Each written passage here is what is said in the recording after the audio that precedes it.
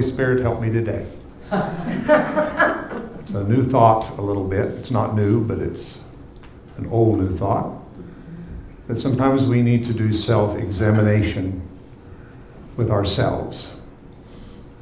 I picked this title, one from a book that was given to me by the author many, many years ago. I've tried to get in touch with her with no success, so I'm not sure she's with us on this dimension at this time, but she was an amazing person. She lived in Peoria, Illinois, where I used to live and minister, pastor.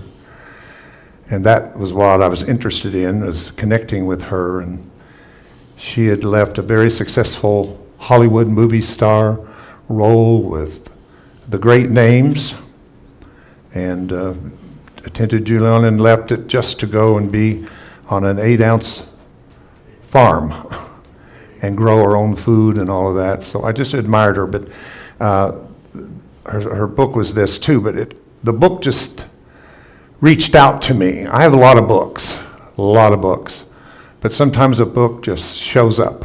It's the most fascinating thing, everything from falling off the shelf to shouting at me almost. You know what I mean? Just feeling the attraction to it. I just keep looking at it. Of all the books, I keep looking at that book, and it gets a hold of me. But I want to call this Sound Off. And where I'm coming from today, I want to share with you that this is actually called the Duckworth Chant. And you know it as sound off, 1, 2, sound off, 3, 4, sound off, 1, 2, 3, 4 in the Army. I don't know if you know where that comes from, but it was in 1944 was the origin of this chant. And it was created by Private Willie Lee Duckworth of Sandersville, Georgia, an African-American soldier in the U.S. Army. And it's been used since then for entrainment and to bring together the troops to march in synchronization. This was created to build the spirits of the weary comrades, those who were becoming very weary and tired, that they could come out and be part of something bigger than themselves by using this chant, the Duckworth Chant, Sound Off.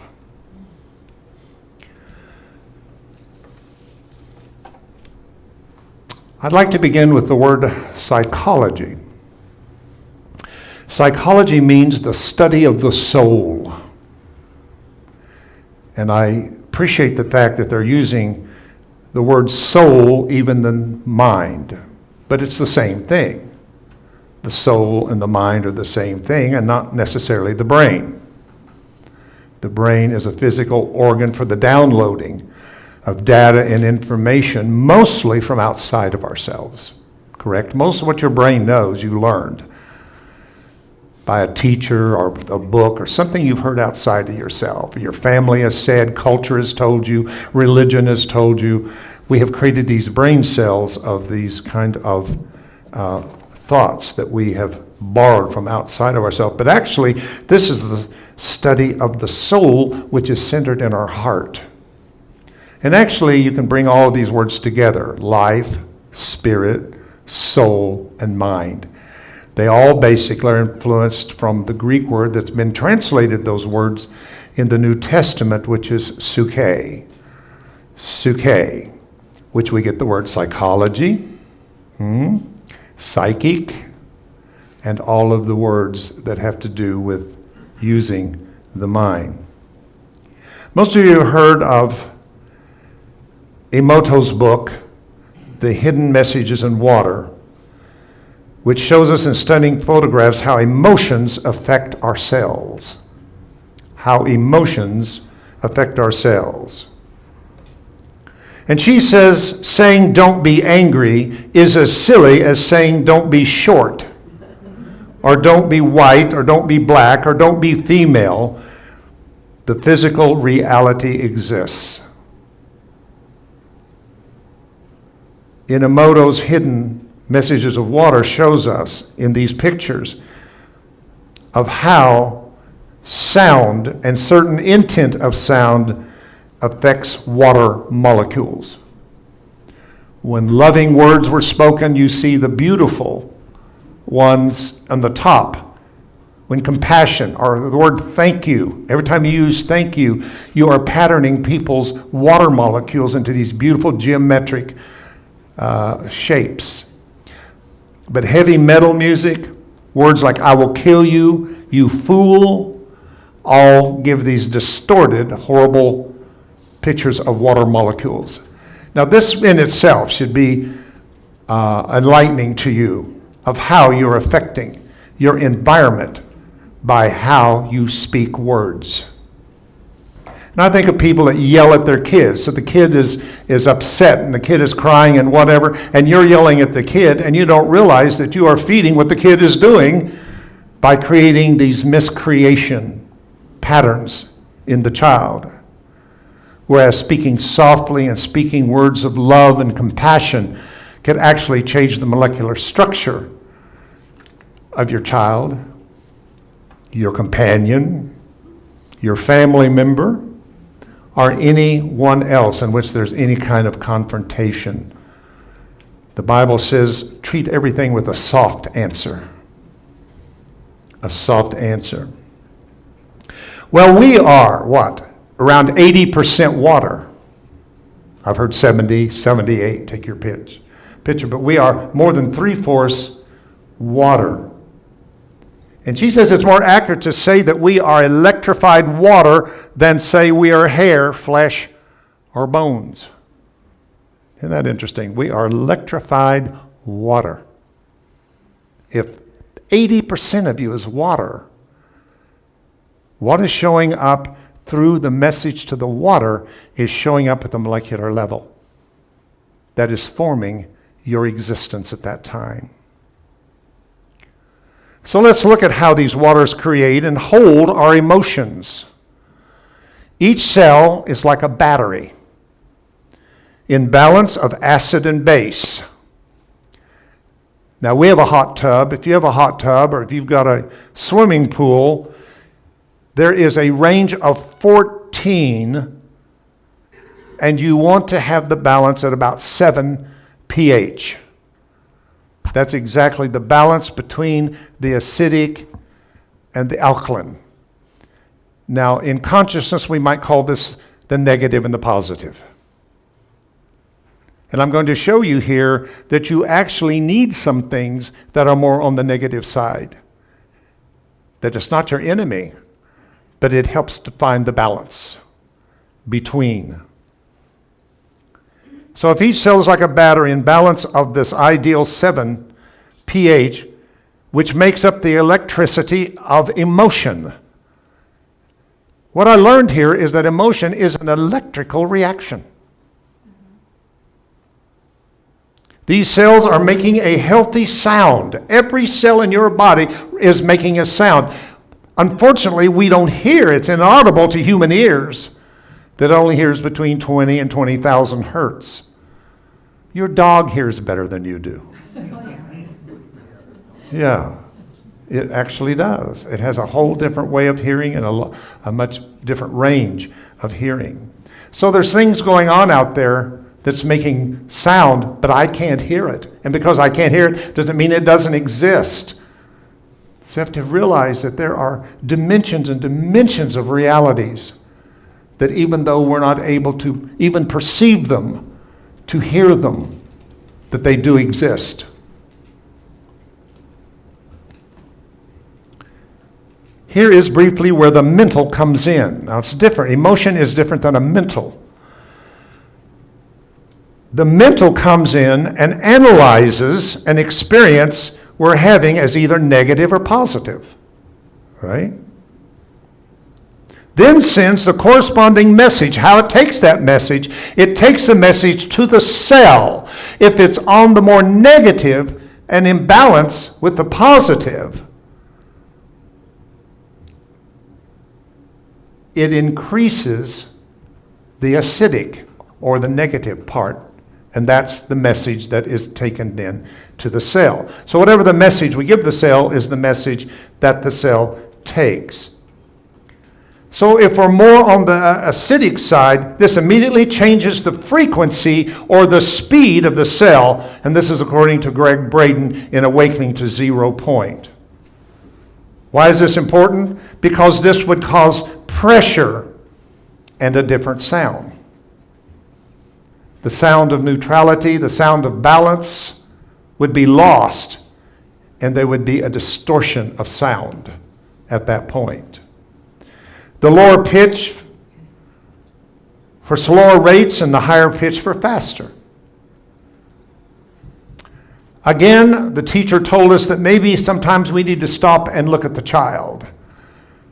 That the child can teach us something, whether it's the child in ourselves or the child that we're around. You that have new grandchildren growing up, I think most of your children are probably there, but a lot of you are experiencing grandchildren. So we need to look for a moment at the child's instinct to blow out. That sound that is vibrating too slow on the negative side, or even too fast. Think about a tea kettle. I make tea most every evening. I like herbal tea. So I heat up my tea kettle, and the heat builds up pressure and pressure and pressure. And the next thing I know, this sound is going out of my tea kettle telling me it has reached the temperature that I want. The sound. And the sound comes from the pressure that's going on in the kettle. Now, I wonder if my kettle didn't do that. What if I had a distorted kettle and it did not sound? It'd explode, blow up. I know when I hear that sound, it's time to turn the fire down and to use it. It's where it needs to be. Much research recently has explored the effects of our health of acidosis or excess acidity, which causes poor absorption of the cell. What do you want the cell to absorb is called the burning, the fire, or metabolism. You that have a high metabolism, you know people just don't gain weight? I'll guarantee you that person has a very high metabolism. They can eat what they want to, but their inner fire, their inner gut fire, their solar plex fire is so high that it just keeps burning up calories, burning up sugar, and so on and so forth. But in the majority of us, we are not getting enough oxygen, which feeds the fire. What's the result? Many health practitioners claim that it is the beginning of all disease. If we don't blow out, sound off the offending sounds, the cells will labor in an acidic solution, and that will be the inevitable result. Sound off is the realization that allowing sound and tears to exist is critical for human health. I figured this is going to be a quiet one. But I hope after it, it's not so quiet. Again, sound off is the realization that allowing sound and tears to exist is critical for human healing. The word emotion comes from the word emovere in Latin, emovere, and it means to move out. Any emotion that becomes stuck in you that is not released as a sound becomes stuck in you as an emotion.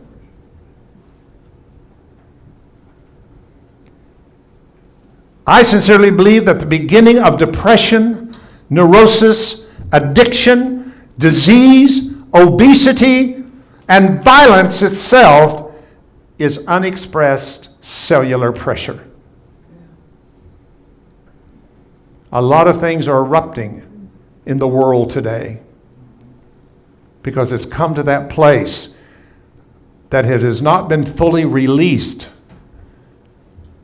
That is like the tea kettle that is at the boiling point until it is spilling over. As people are into the streets, people are everywhere sounding off. I don't always like all the sounds I hear or agree with all the sounds I hear, but I do think this is one of the great times of expression. I think we can end up being a healthier people, a healthier country, a healthier nation, a healthier world if we would learn to sound off. We are carefully programmed from childhood to suppress our negative responses. Is that not true? Yet all the intellect and willpower, morality we can muster will not make emotions go away. Here's the good news, folks. The healing instincts of the baby are wise. They are sound, movement, and tears. Think about it. A baby will sound. It won't hold in its frustration like we learn to do, but before we teach it. And we don't reward it to sound off because it's embarrassing. That we immediately teach the child to suppress what they're feeling from the very beginning. And if they do, we reward them with ice cream or with validation or how good they are, good little boy, good little girl. And they learn that the only way that they're going to be good is to conform and hold in. And you wonder what happens around 12 years old with those difficult adolescent teenagers. I'm offering, could it be for the fact that we have turned off their ability to sound out their emotions? Emotion is energy in motion, right? It's in motion. If you have an emotion, it wants to be in motion. If you don't let it be in motion, then it begins to pile up.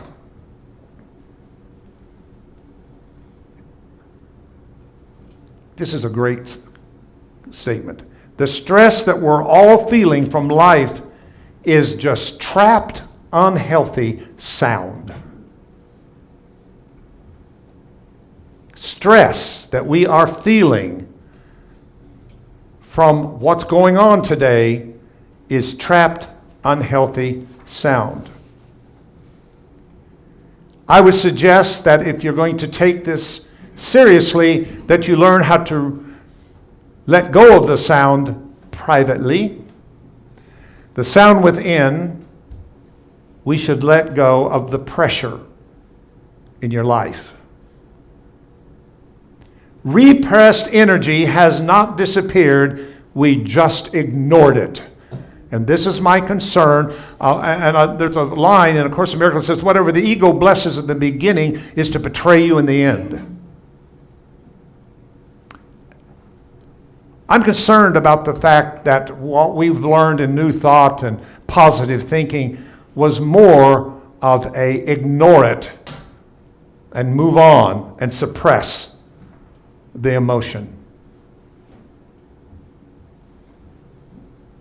I don't think we've been taught how to let go of the emotions that have continued to become stronger and stronger. Remember, one of the great laws is energy never disappears, it only changes form. Be careful what you think has happened. Because what you think in your head is not at all what is much of the time real. Oh, I used to be angry. You know, I was angry all my life when I was young, in my 20s and my 30s. I was just angry. But not anymore since I came into all these positive ideas and all of these teachings. I'm not angry anymore. But not being angry because you suppressed the emotion of anger means that it is still working in you as a pressure to your life.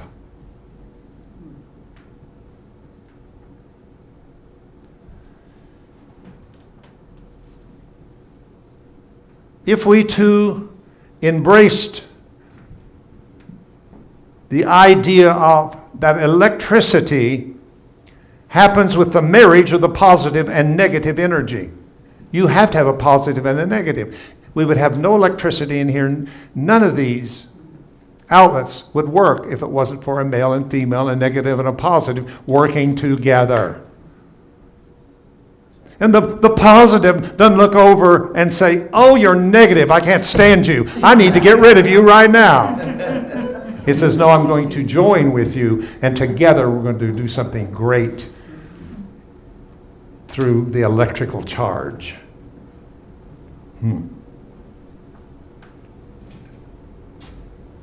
If pressure does not exist as sound, and in stronger cases as tears, it will express in some form, be it oppression, aggression, or depression. Again, it's going to show up first as an oppression. You take on an aggressive or aggression and end up in depression. Did you ever notice the obvious opposite of depression is expression? X being the cellular pressure. Do you get that? I'll read it again. Did you ever notice that the obvious opposite of depression is expression? If you want to get rid of depression, you get rid of it through expression, not holding it on and keeping it depressed, pressed down in you. When you sound off, you release the pressure. If we would do this, we would have more light radiating from us. We have what is called 64 codons in our DNA. And I'm not going to get into codons are actually 64 combinations of the 4 letters of DNA. You can make 64 different combinations. Human beings, Homo sapiens, only have 20. Out of the 64, we only are operating on 20 of the 64. Except indigo children and crystal children who have 24 and 24 codons, which takes them to a whole level of what it means to be human. In fact, the report says they are no longer human by the old criteria. I'm quoting it.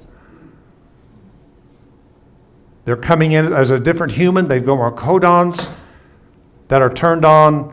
And some of them that were tested with AIDS did not have AIDS anymore, cancer anymore, and could not catch any disease because of the fact of the opening of these codons in the DNA past the 20 that most of us are using. This is why we do DNA work in Soma Energetics. That's why we teach teachers to teach DNA and work with the DNA so that we can up the number of the codons. Imagine if our DNA potential was increased by 2/3, what limitless possibilities might open. Some level you got to be saying, okay, God, where is it? Where is that healing? Where is that blessing? Where is that manifestation of a happier life? Where is that manifestation of a more prosperous, blessed life? I know about it. I've got the affirmations for it. I know the principles and the laws of it. I've read all the great writers about it. But where in the hell is it? And that's what I mean to emphasize that, because I've been telling God this week, okay, you need to start being God. I want to see a manifestation of this God we talk about manifesting in our lives. And we know we're a part of that God. That means the universe is saying, will you step up and sound off? I need clear channels.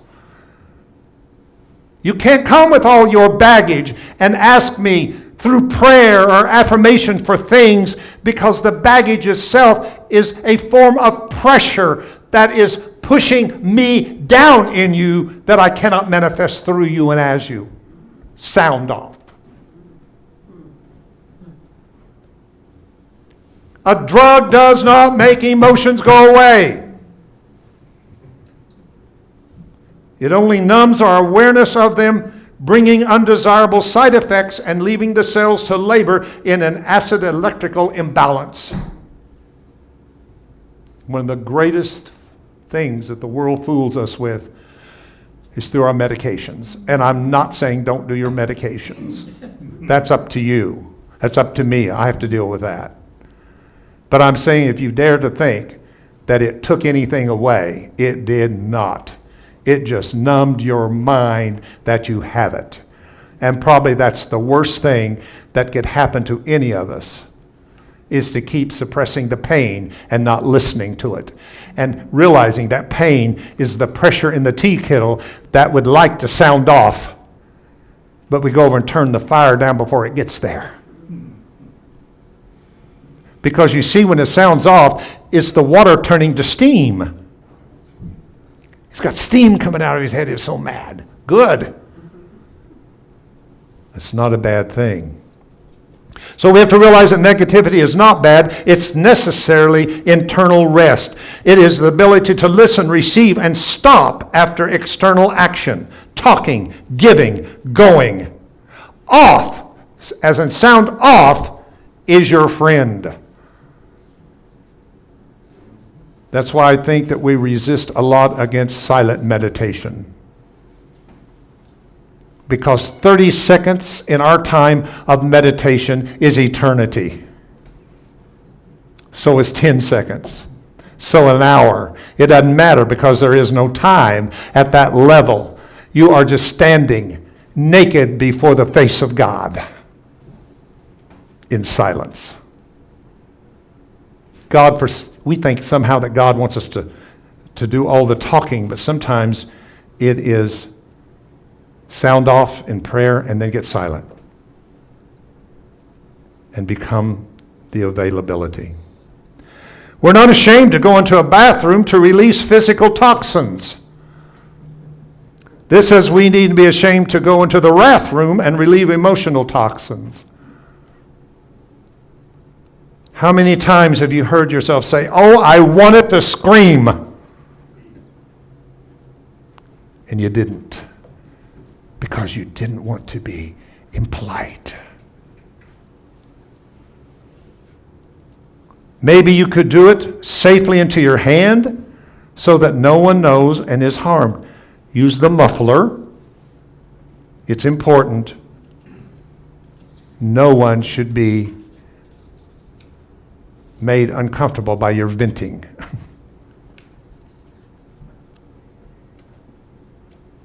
Sandra gave us a great segue to the throat chakra. You can't do this and not talk about where sound comes from through you. It comes from the yoga center called the Vishhada, which means what? To purify. Let me tell you what I feel here in this whole thing, that the message from Spirit is, I need clear channels of beings. Take the time to clear out all of your baggage, emotional baggage that you are carrying, even at an unconscious and subconscious level, so that you can be a clear channel for me to move through. The world is needing me, saith the Lord, but I don't know how to get in unless I have a people who will become a collective portal to let me manifest through, but I can't get through all of the stuff you are depressing in yourself. You're full of regret about your life. You wish you had done it this way. You're full of guilt that you did the wrong thing. You're full of all these things that are so caught in you. I'm going to do something. Beth, I'm going to use you because you're close. Just tell me something you're feeling right now. What feeling are you feeling? Happy. Happy. What would that sound like? What would happy sound like? Can you make the sound? Just let it come out as a sound. What is happy? That's what it is to her. I like that. Ah, that's a happy sound. What if somebody was feeling sad today? What would that sound like to you? Whatever, everything that you are feeling, the brain will say either that's a good feeling or not a good feeling. And then it will give that message to the cell, and the cell will then translate it into a sound to be, and in the sound it is released, because sound is a carrier of consciousness. You get that? Sound is a carrier of consciousness. Consciousness moves between us through the sounds that we make. And I've shared that with you in Soul Energetics, that we've taught people not to go in and use tuning forks after getting off their phone with their significant other and they're upset and they're angry, and go in and use tuning forks, because if they're in that state of being angry at their partner, the sound of the tuning fork will carry that anger to the client.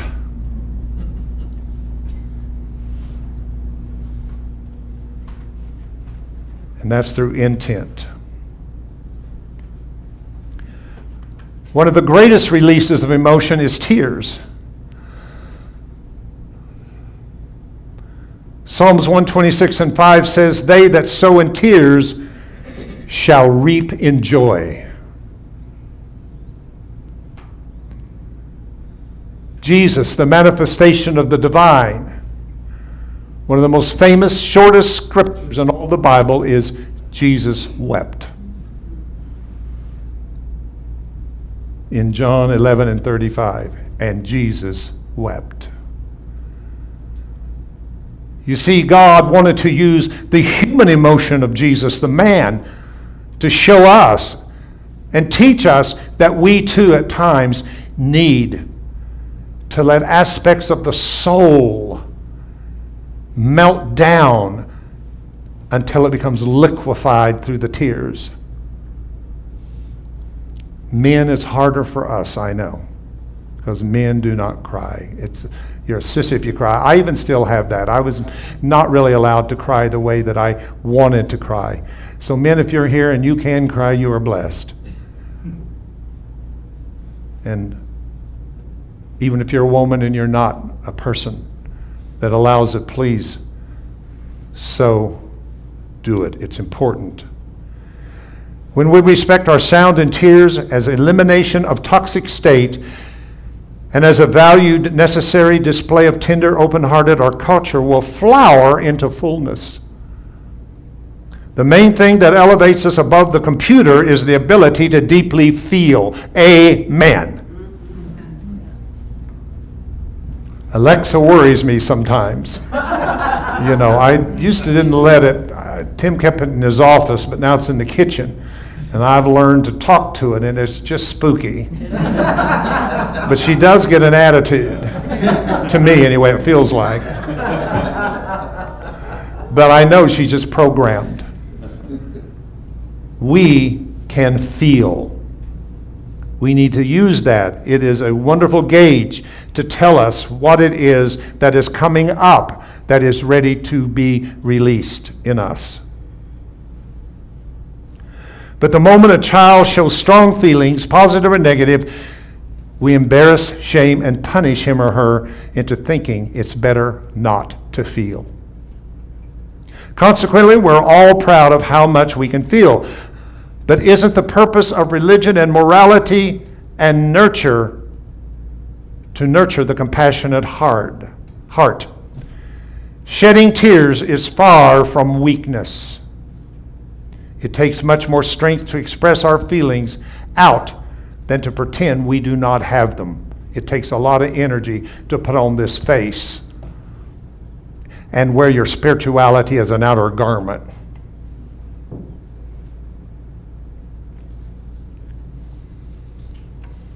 Bill Cosby writes in one of the books that he wrote called Come On People, hurt people hurt people. Huh? people have been molested and hurt can oftentimes end up molesting and hurting other people. Hurt people hurt people. If what I'm giving you today would have been taught to children in their early years, I have a pretty good feeling that things may have turned out differently in their life, because remember, that's where the addictions come. Sexual addiction, drug addiction, all the addictions you could name come from depressed emotion, which is depressed sound. So let's put a stop to the passing of pain from generation to generation by teaching this harmless method of all of us respecting our feelings and then healing them. This author says, if we don't have a meltdown, we remain frozen. This happened to me in 1997. I had an incident with anesthesia that I should not have had. It was nothing unusual.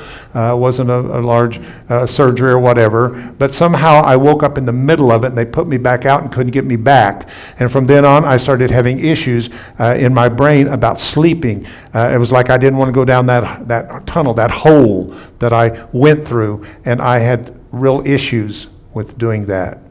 And it was a horrible time for me emotionally. I just couldn't get it out. I couldn't get it out. And I remember getting in a bathroom of warm water at some point, and all of a sudden the tears just started flowing. And I don't cry easily, but the tears just flowed. And I knew right then that aspects of my soul that has become so dense was being melted and coming out through my tears. That tears was the thawing. Listen to this. A meltdown is the liquidation of our armored pain into tears. Isn't that a good one? A meltdown is the liquidation of our armored pain into tears. The definition of liquidity is to clean up one's affairs. I would love to see us have a space that we could feel so safe to come and deal with the releasing and letting go of all unresolved emotions through sound. Some of you would not find it comfortable to come to that because you're still so guarded and you're wearing your armor that I'm going to look so silly. I feel that way about crying. I think I'm a silly-looking cry person. Some people just cry so good. You know, they're just good at it. I'm not. I just look so silly when I cry. So that would not be an easy thing for me to do. But it doesn't mean I don't need to do it. So you can do this with yourself, or you can do it with just a facilitator of one person. I'm glad to meet with you and to help you to do that, if that's something you'd like to do, or we can have a more intimate small groups that we could have a space in which we can do what we need to do at this time, and that is to express what we have depressed through the power of sound. Sound off. 1, 2. Now, this brings me to, I guess, a touchy subject. I love you guys so much. I'm so glad to be here. I'm glad that we have made this connection here at HeartLight. But you are a challenge to me. I'm a challenge to you, I'm sure. There's no doubt about it. We're a challenge to each other. You're a challenge to me because most of your backgrounds is to hold in your feelings. Very seldom do I get an expression of your feelings that registers with me at all. Some of you still think you're sitting in your Presbyterian, Episcopalian, or Catholic, or whatever religion that you were in, where you were taught that being in God is an experience of reverence and awe, being in just awe and quiet. I didn't come up that way. I'm probably where I am today because I was raised in a religion that we expressed ourselves too much. If you ever been to a real Pentecostal meeting, I mean an old-time down Pentecostal meeting, it gets a little out of hand. I'm not talking about that. But I'm talking about the fact of expressing your feelings. I would like to see it more. It's been harder because of the masks. It's a little better for not wearing the mask. At least I've realized how much we really connect through the exposure of the mouth. I don't even hear good with the mask on as do without it. It affects his other senses to put down one. The others become lesser because they're also connected to each other. The other Sunday, when I had a real moment that I stepped in and it was really channeling, it was really happening 2 or 3 Sundays ago, I would have not gone where I went if it had not been for 7 who said, "Don't stop, come on." And I felt a push from that to push through my boundary, my limitation. And when that happened, then it began to flow. I don't mind a little feedback, whether it's a nod of the head or a smile or an amen or something. I don't care what it is. Now, I'm not telling you to act it out. I want you to be real with it. But I leave here most Sundays wondering about 90% of you how you took the whole thing. Maybe 1 or 2 will give me verbal feedback, but not many. Now, am I doing this because I'm so insecure in myself? Maybe. But what I'm really coming from is I want a relationship with you, and I don't want to be the only one dancing up here. You never are. Yeah, just me and Bonnie. So these are just thoughts to contemplate. Anything that I give like this, it might be a little different and controversial, is not being ministered to you as the absolute right and wrong thing. But I just want to jar your consciousness back to being aware, how much are you really expressing? And as in the meditation today, what truth are you not speaking? On the other hand, how many lies are you speaking today? Which could be relative. What one sees as a lie could be the truth of another person. That's the way it is in third dimension. And we have that pretty much today in this great division that we have right now, is we think one that is different from us is not the truth. And maybe, I'm convinced that some people that is their truth. I may disagree with them, but I believe they're sincere. I believe that is the way they see it as true. I don't know if it's truth, but it is true to them. Mm-hmm. Truth is greater than true. Right. But it's not true that sets you free. It's the truth that shall set you free. So this is a fine line. I mean, how much do you hold back? How much do you express? I don't mind people expressing themselves to me that are different to me if they're doing it in the right spirit. If you're confrontational with me, if you want to argue with me, I'm shut down to you. But if you want to have a neutral, balanced conversation of respect between us, I have no problem. I will sit and listen to you, anything that you want to say. And I do appreciate that for you that have reached out and expressed yourself in some differences that we might have. We are a unique group. We are unique in the fact that we all have so many different experiences. We come from so many different paths that we just have to learn to honor that in each other and realize that my path is not the only path. My belief is not the only belief. We're not here to convert each other. We're here to all grow until we grow into the Christ consciousness where we all can meet in a higher state of consciousness. So it's a great time to learn how to embrace yourself with the diversity that is represented in this small but mighty group of people. Let us pray.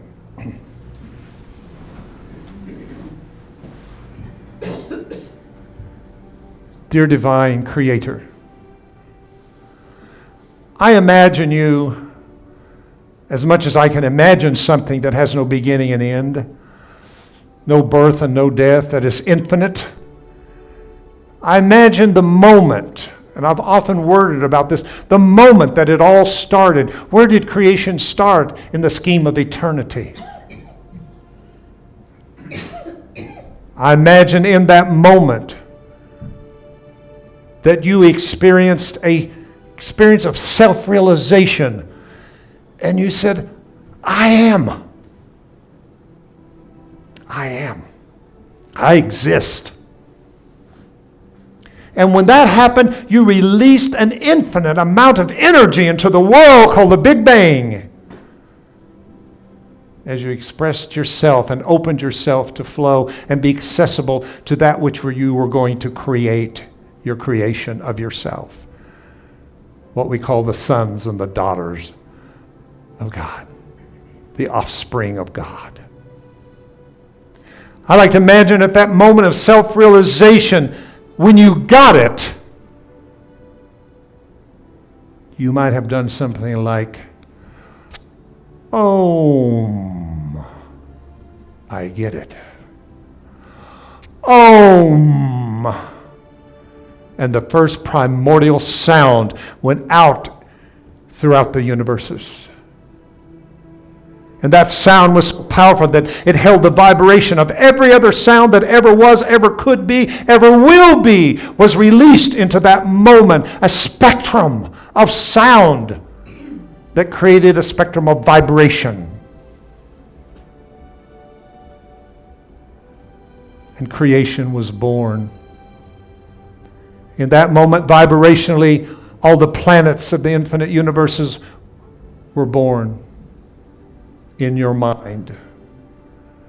All of the souls that would be created were created in your mind.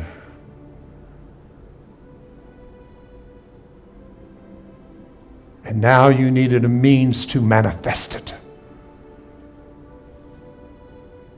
And therefore you brought the idea of yourself into existence. And in that moment, we were created in your mind, a mind that only saw itself as whole, perfect, magnificent, infinite possibility. And through your free will, you allowed that dimension that's equal to yourself to begin to float down to experience all of the spectrum of vibration, color, and sound as it moved down and down and down and down until the sound was made the thought, and the thought became the word, and the word became flesh. And we ended up in the garden of consciousness. But in that density, there was that was in that level that is called the subtle whisper, the enchanter, the serpent, the limbic brain. And that whisper that you're not enough, that you are less, that you are only a body, that you no longer have a spirit, that you were in total need and lack, whispered and wrapped itself around the limbs of your limbic brain as the reptilian brain took over the mammalian brain of the time. And that's what serpent means, whisper, enchanter. It's not a snake. But 2,000 years ago, a new sound came from heaven. And let me tell you what, when you listen to the teachings of truly what Jesus said without all the religious watering it down and making it into dogma, you get into the book of Thomas and you get into the Nag Hammadi and all of these more pure states, you will see that there's a new sound than when you read, say, the Old Testament. A God who says do not kill but kills thousands. A God that gives us commandments that it itself does not keep.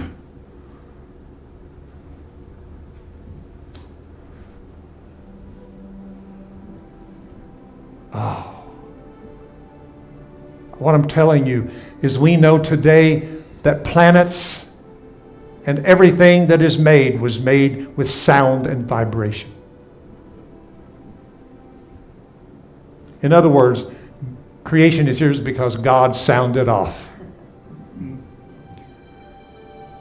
Jesus, who is here to manifest God's nature and the human experience, even went into the marketplace where they were using it wrongly, and they were called him a den of thieves, and got so righteously angry that he turned the tables over and showed us that even the divine can show a suppression of an emotion.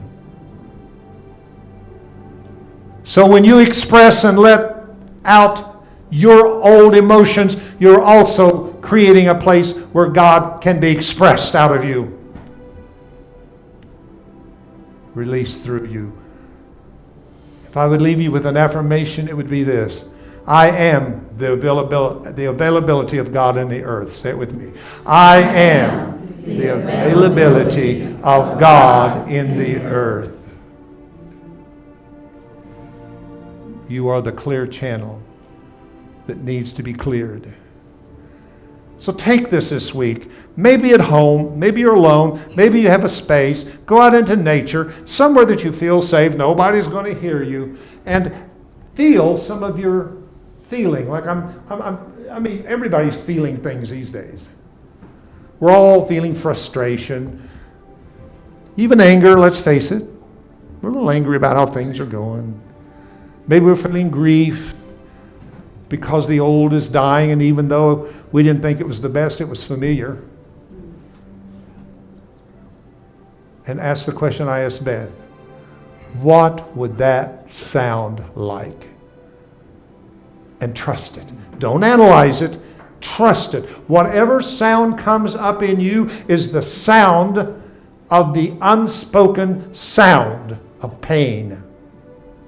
I want us to be a healthy community. I really do. I desire it. And you know, I've tried to get on to us a little more about cleaning our diet up and doing some certain things, which I still think is important, but I don't think it's the answer. You can have the best, you can be a vegan, you can be a vegetarian, you can be whatever, but if you're still holding all this depression of emotion, it's not going to change a thing. So please take this unto yourself. Try it this week. And then I'm going to ask you next week in the beginning a little bit if some of you would like to maybe share a little bit of your experience. I'd like to hear it. If you had any experience at all. Allowing yourself to feel a little lighter. We don't realize how much baggage we carry. Oh my God. We're like somebody has big suitcases and they've had them all their life and they think they belong to them, and somebody comes along and says, why don't you just set them down? And you go, wow, why didn't I do that?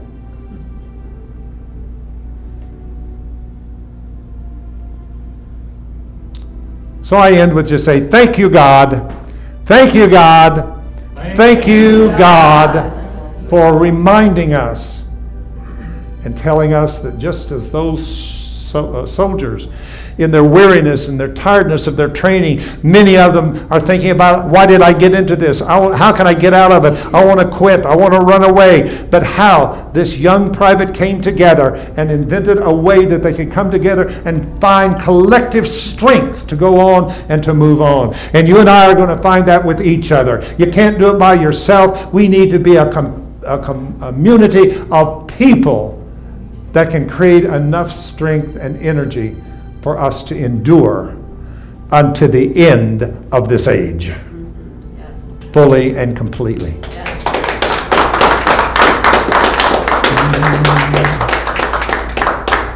Wow.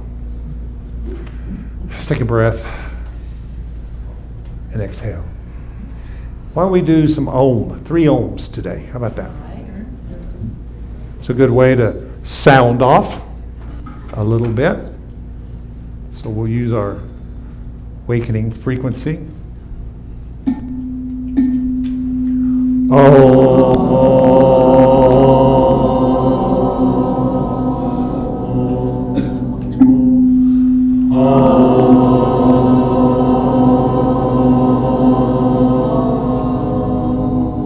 One more time.